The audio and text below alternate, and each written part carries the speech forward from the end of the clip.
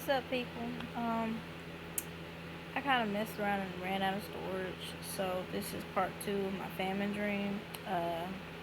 After the other time I went on and went to sleep, I should have tried to go through and finish it, but I went on and went to sleep and everything, and it got busy. But anyway, so as far as the rest of my famine dream, let me see. After we were at the gas station, and it showed how there was so much going on. There was like a lot of chaos and craziness. There were people killing each other and fighting. But at the gas station, it seemed kind of, chill. And for some reason, the gas station had three doors. And it's like there's a door at the front, in the middle, like you walk in. There's a door like on the sides of the building. It was like one on the right side of the building and one on the left side of the building. And for some reason, walking to it, like facing this, like this is the front, right? You got this side, and you got this side. This side to me is my left side was locked, and the right side was still open. So there was this really weird, kind of crummy looking dude on the right side of the gas station with the other open door. And he was trying to get me to come over there for some reason. I don't know why. Like, he was trying to tell me something, like, hey, you need to come over here, hey, I got this, whatever. I don't remember what I was trying to tell me. I just know he wanted me to come over there. And I remember I went over to that corner. I didn't go over to that side, but to the corner. And then I stopped, and I got a bad feeling about that man. So then I went back with my fiance and my uncle. My fiance, and my uncle went to the gas station to put some gas in my fiance's car because he needed gas. So we walked on in the gas station from the front door, like the one that was in the front. And for some reason, like when we were going to get gas, the dude that was over there was trying to get me over there. Well, he got somebody else to actually go over there.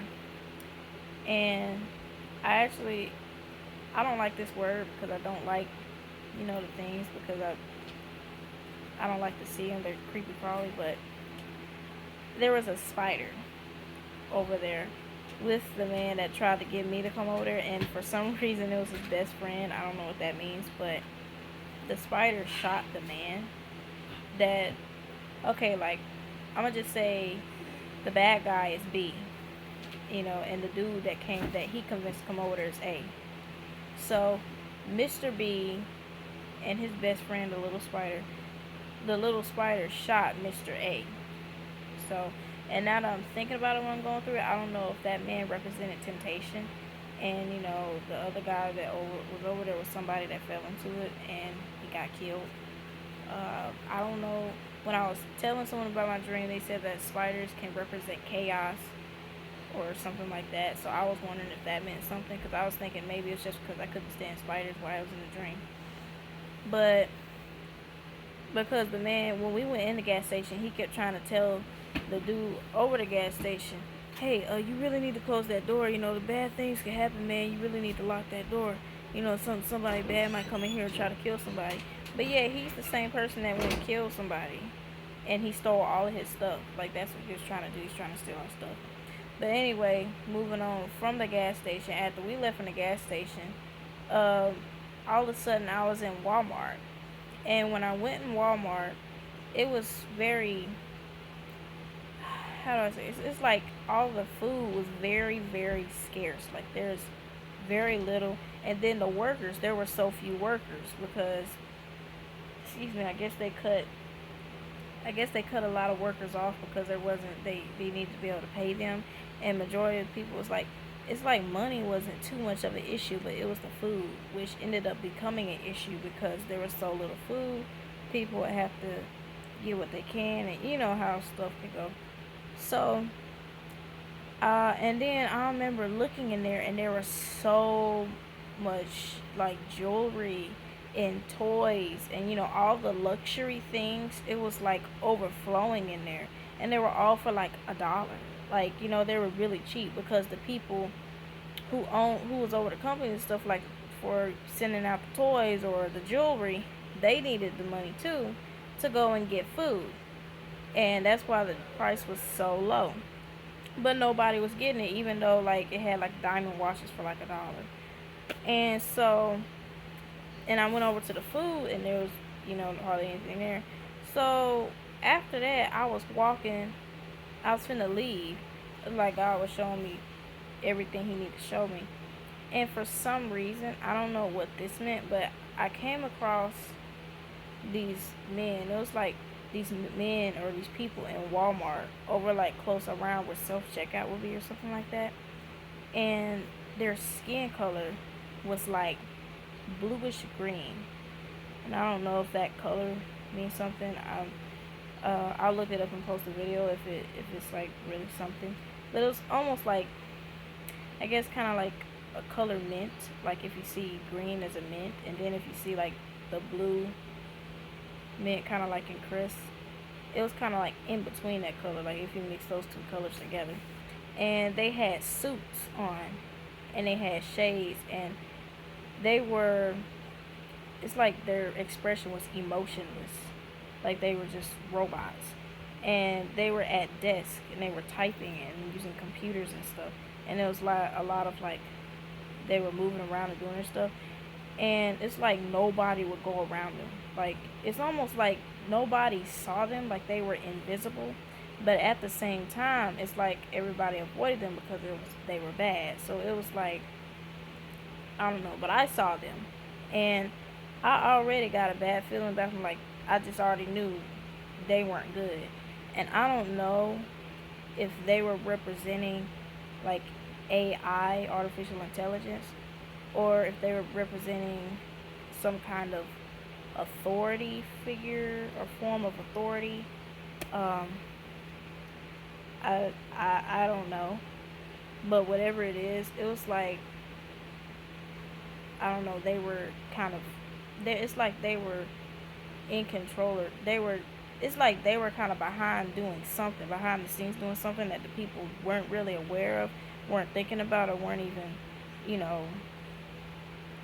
It's like they were non-existent, but yet they were a big part of something. So I don't know exactly what all of that means, but by the end of the dream, the word famine kept like echoing through my head. And then when I woke up, I just felt such, you know, like you ever wake up when you feel that feeling in your spirit, like it's intense and strong, kind of heavy, and it's like famine. And I was like, oh my gosh, there's a famine coming, and I felt like it's really coming soon. So, um, I know that I'm not good at explaining things or dreams. I didn't know how to say it. I tried to go through, try to explain it as best I could, or whatever, but I just wanted to go through my dream. And if anybody is, God gave you the gift to interpret dreams, and you can get the other parts of the dream that I didn't know what it meant or understood, then, I guess you can comment down below because I would like to know. Um, but that's all I can really say. And it does sound a bit everywhere, but I just wanted to at least get that out, that, God has shown me that there's a famine coming. I also know I've heard other people say it. My grandfather's been saying it for years. And, I do believe it because these are the end days, the end times. These aren't really the last days anymore. Like, they're like the last minutes, the last seconds. Like, I really believe that, Jesus is coming back like extremely soon. I don't even know if we're going to make it to 2022. I'm not even sure we'll make it to 2021. I mean, for me, right now, today, it is Christmas. When this video uploads, if it uploads all correctly, it might be, the December 26th by the time it's finished. But, excuse me, as far as I'm concerned, Jesus can come back at any minute. Everything that's happened is already past. The Star of Bethlehem shined on Monday. Like, that's insane. That's amazing. But that's also a sign. That's a sign that Jesus is coming. And the beautiful thing about it is for the people who are saved and sanctified, who have accepted Jesus into their heart and follow him and pick up the cross, follow him daily. He's going to rapture them up.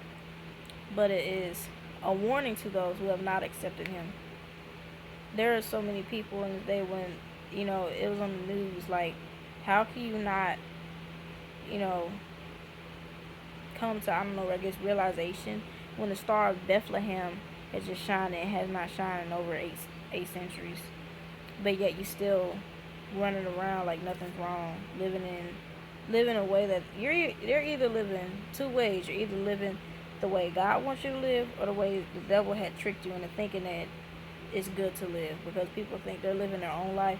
No, you're either living for God or for Satan.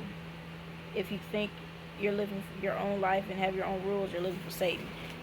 There's no way that you're living for your own way, because you're not your own. That's, you know. But anyway, this video is going on long enough. I wanted to get the rest of that dream out. You be blessed. If you have not, repent, come to Jesus before it is too late. And I love you guys. Bye.